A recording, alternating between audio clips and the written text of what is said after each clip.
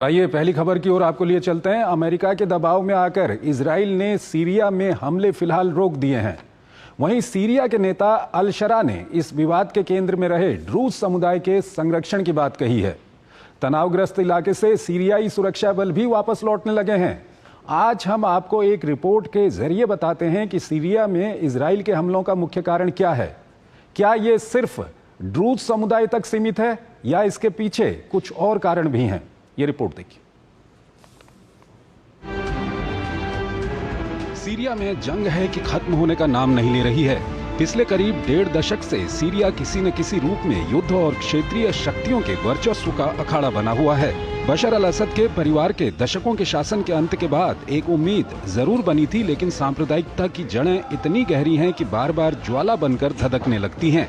ताजा मामला शिया इस्लाम में अपनी जड़ें तलाश करने वाले अल्पसंख्यक समुदाय ड्रूज के साथ हुई झड़प के बाद शुरू हुआ, जब इन्हें बचाने के नाम पर इजराइल ने सीरिया पर हमला बोल दिया।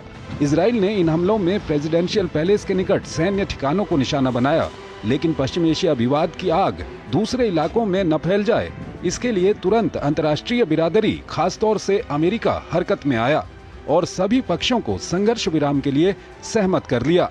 इसकी जानकारी अमेरिकी विदेश मंत्री मार्को रूबियो ने एक्स पर दी कि सभी पक्ष भयावह स्थिति को समाप्त करने पर सहमत हो गए हैं। इसके बाद सीरियाई राष्ट्रपति अल शरा टीवी पर आए और ड्रूज समुदाय की रक्षा को अपनी प्राथमिकता बताया। फिर सीरिया ने हिंसा प्रभावित स्वेदा इलाके से सेना को वापस बुलाने का ऐलान कर दिया। दरअसल ड्रूज मुख्यतः दक्षिणी सीरिया और गोलान की पहाड़ियों में बसे हैं।